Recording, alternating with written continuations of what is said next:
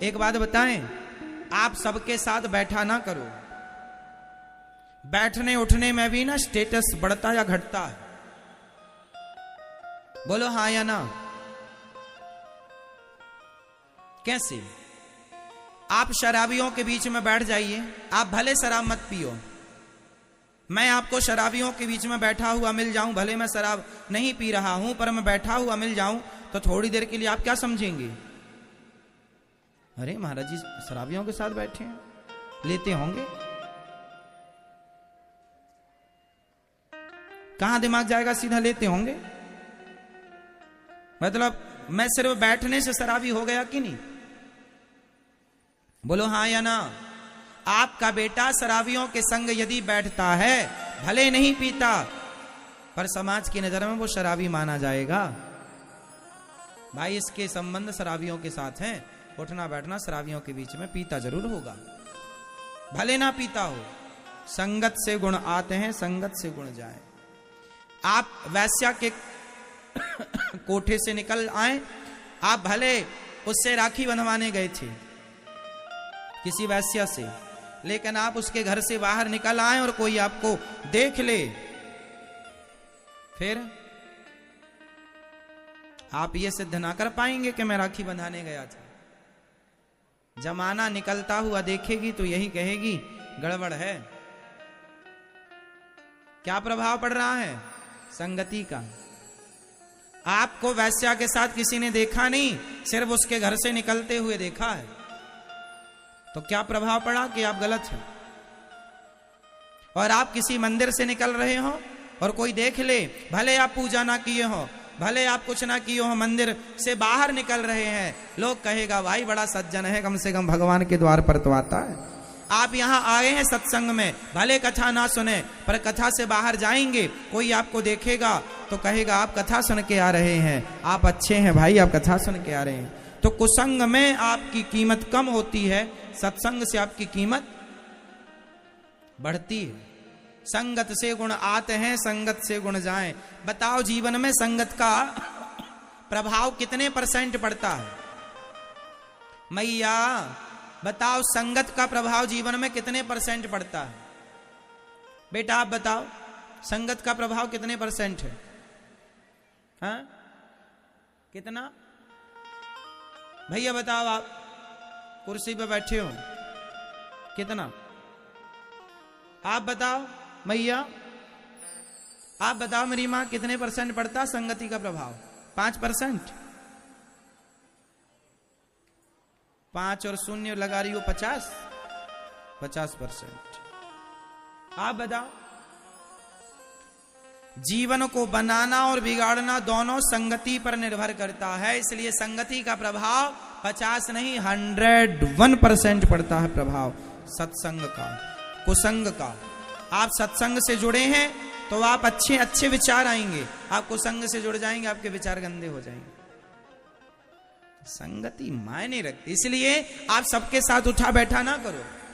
आप ये देखा करो कि आपके संग उठने बैठने के लायक कौन है। जो गंदी बातें करते हो आप उनके साथ क्यों उठते बैठते हैं? आप भी गंदे हो जाएंगे।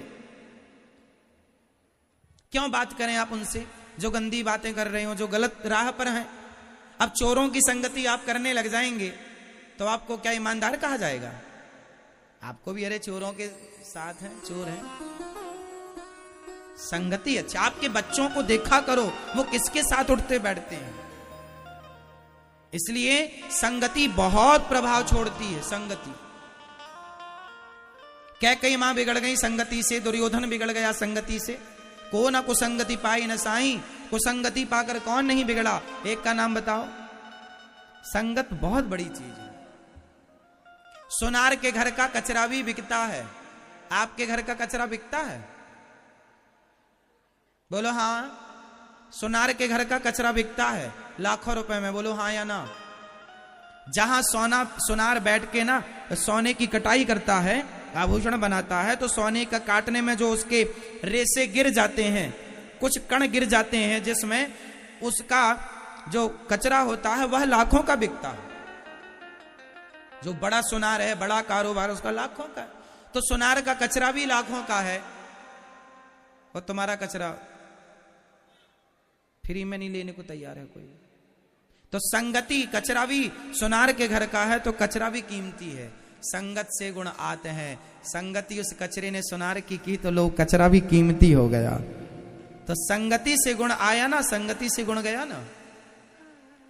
अच्छा ये बताओ, सोनार की तराजू में यदि मक्खी बैठ जाए तौलते समय सोना, तो बताओ वो मक्खी 2000-5000 की तो हो गई कि नहीं भाई? कितने रुपए तोला सोना है? माना कि 50,000 रुपए। क्यों मैया 50,000 है कि कम है? ज्यादा? मैया अभी लेके आई हो हा? क्या रानी हार बनवाया आपके पति देवता ने?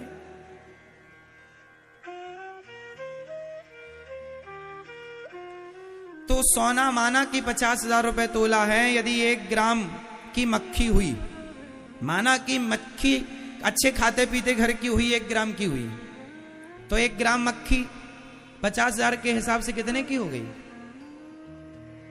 है ना? 5,000 की हो गई? होगी मेरी मां।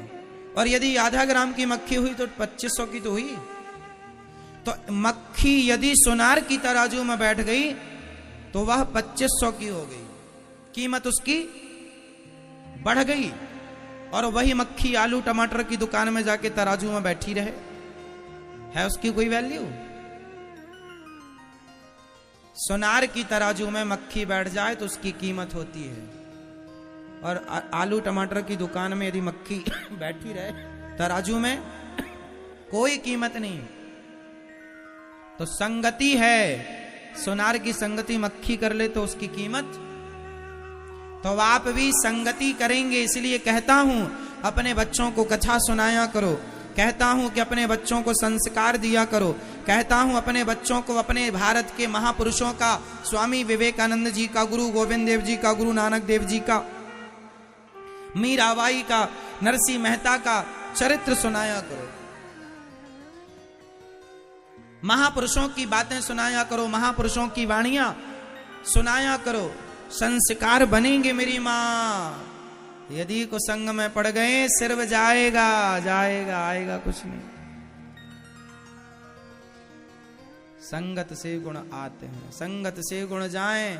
लोहा जड़ा जहाज में पानी में उतराए। इसलिए महाभारत का युद्ध कुसंग के कारण, कुसंग में पड़कर दुर्योधन ने महाभारत लड़ा। अच्छा ये बताओ, महाभारत में कर्ण ने किसका साथ दिया? पांडवों का या कौरवों का? जोर से बोलो। कर्ण ने किसका साथ दिया? किसका?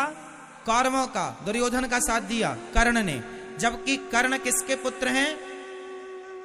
किसके पुत्र हैं? कुंती के। अच्छा ये बात कर्ण को पता थी या नहीं कि मैं कुंती पुत्र हूं? ये बात पता थी या नहीं? महाभारत के समय पर पता थी कि नहीं, ये बताओ। महाभारत जब कर्ण लड़ रहे थे उस समय कर्ण को पता था कि मैं कुंती का पुत्र हूं या नहीं? उत्तर दो। पता था या नहीं? पता था।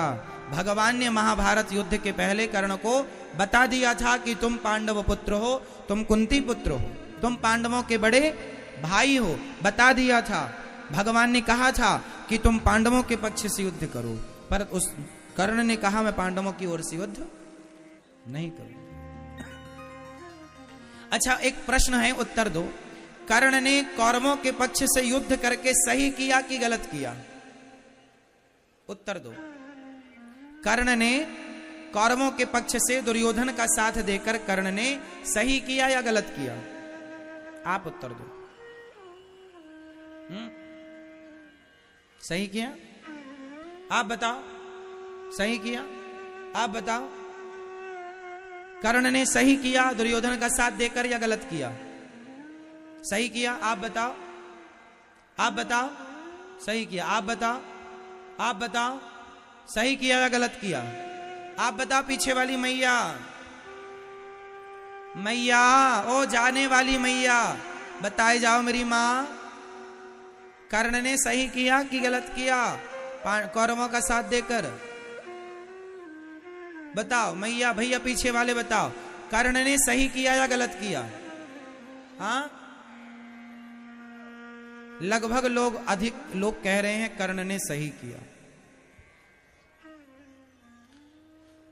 तो जो आदमी भरी सभा में किसी नारी के कपड़े उतारता हो, उस नारी को निर्वस्त्र करना चाहता हो, उस आदमी का साथ देना सही है? आप लोग कैसे न्याय करता है? यदि आप जज होते तो क्या न्याय करते?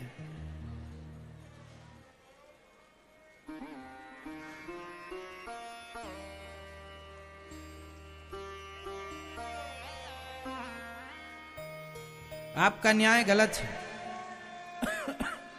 मैया को जगा दो, थोड़ा न्याय हो जाए। जागो मेरी माँ, यहां तक खर्राटे आ रहे हैं।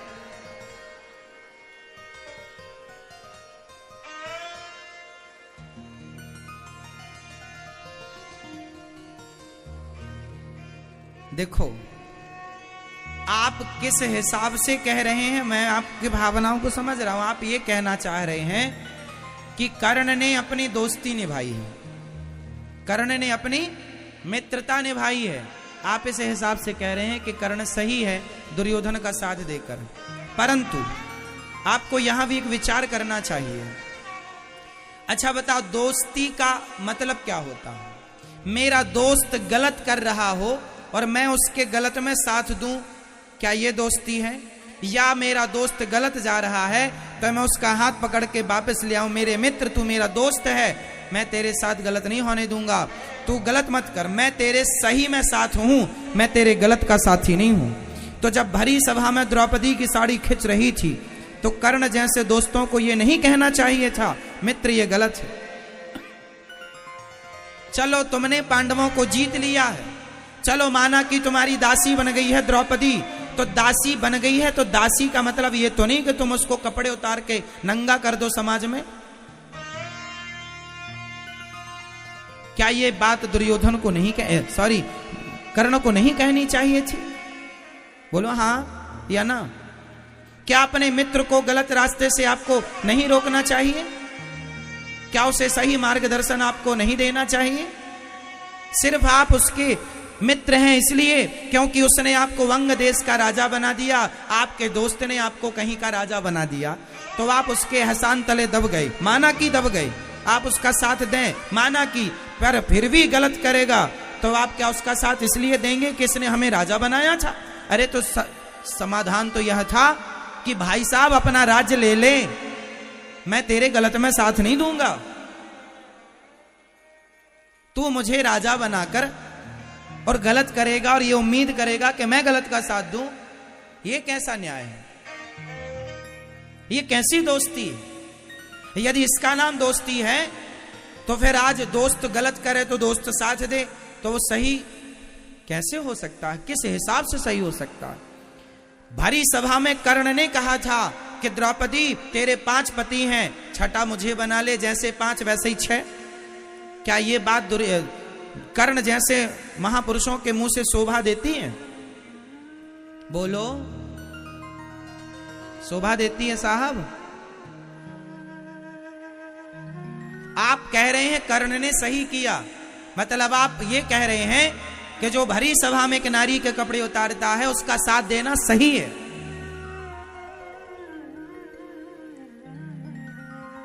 आपका तो यही मतलब हुआ। नहीं, कर्ण का कौरवों का साथ देना गलत था। कर्ण को दुर्योधन का साथ नहीं देना चाहिए। हां, साथ देना चाहिए अच्छे कामों में।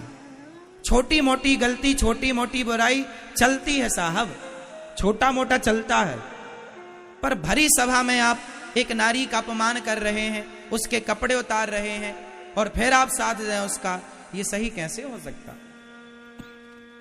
चलो ये भी ठीक है, भगवान ने समझाया कर्ण तुम पांडवों के पक्ष से आ जाओ। भगवान की बात नहीं मानी कर्ण ने, मानी भगवान ने कहा था तू पांडवों का साथ दे या फिर युद्ध मत कर, या तो पांडवों का साथ दे वरना दोनों पक्ष से युद्ध।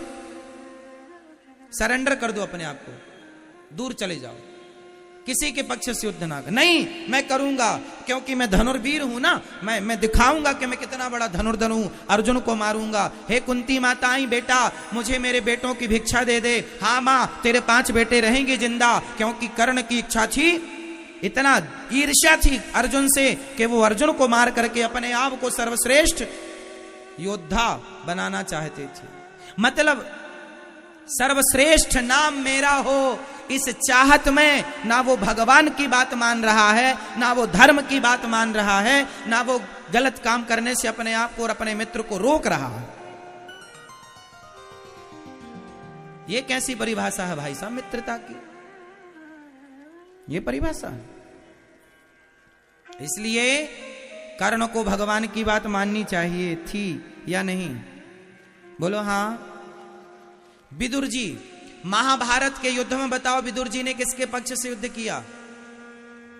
जोर से, जोर से। विदुर जी ने किसके पक्ष से युद्ध किया महाभारत में? जोर से। किसी के पक्ष से नहीं। विदुर जी को पता था दोनों अपने हैं, दोनों अपने हैं, इसलिए किनारा पकड़ लिया विदुर जी ने।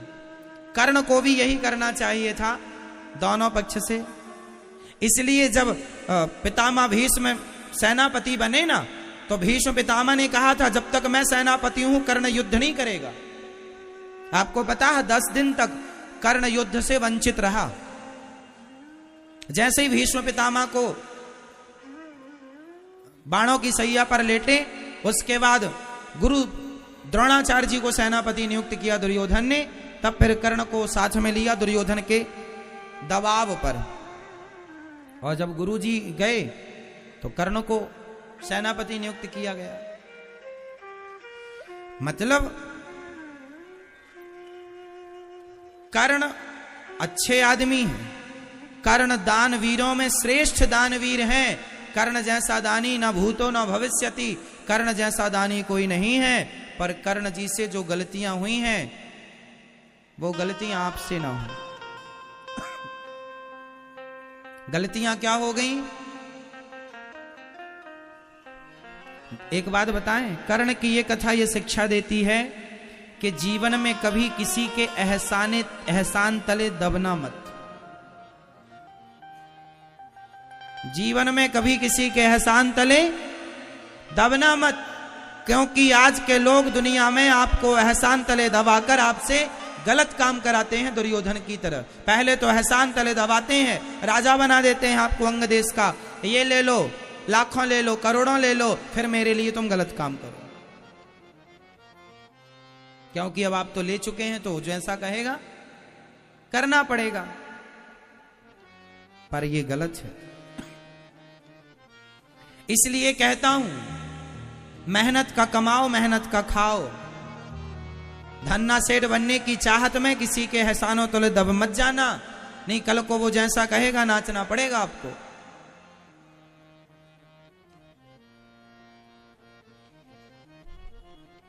फ्री की चीज मिल जाए, कर्ण को फ्री का राज्य मिल गया,